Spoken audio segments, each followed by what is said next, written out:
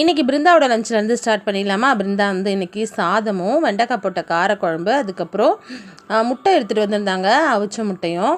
வெண்டைக்காய் போட்ட காரக்குழம்பு வந்து வெல்லம் போட்டு வச்சுருந்தாங்க. சாப்பிட்றதுக்கு கொஞ்சம் டேஸ்ட்டாக இருந்தது. அதாவது அந்த இனிப்பு, புளிப்பு, காரம் எல்லாமே சேர்ந்து அது ஒரு மாதிரி டிஃப்ரெண்ட் டேஸ்ட்டில் இருந்தது.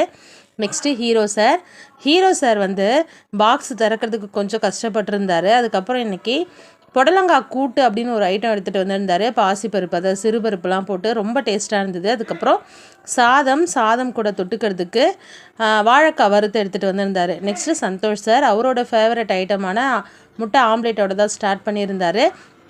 அப்புறம் இன்றைக்கி கத்திரிக்காய் போட்ட குருமா குழம்பு எடுத்துகிட்டு வந்திருந்தார். இதுவுமே ரொம்ப நல்லா இருந்தது. சாதம் எடுத்துகிட்டு வந்திருந்தார். நெக்ஸ்ட்டு என்னோடய லஞ்சு. ஒரு பக்கம் பல் வலிச்சிக்கிட்டே இருக்குது ஃப்ரெண்ட்ஸ். அது பல் எடுத்தது சரியாயிடுச்சு. பல் எடுக்கிறப்போ குத்திட்டாங்க சைடில். ஏன்னா கடவா பல் இல்லையா, அதனால் சைடில் குத்திட்டாங்க. அது வலிக்குது, ஒன்றும் சரி வரல.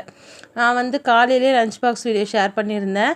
அரைக்கீரை, இது என்ன கீரைன்னு கேட்டிருந்தீங்க. அரைக்கீரை, அப்புறம் கார முட்டை, சாதம் வந்து நான் பசங்களுக்கு கொடுக்குற மாதிரி நல்லா குழைய பிசைஞ்சு எடுத்துகிட்டு போயிருந்தேன். வீடியோவில் தான் ஃப்ரெண்ட்ஸ் பிடிச்சிருந்தா லைக் பண்ணுங்கள். நம்ம சேனல்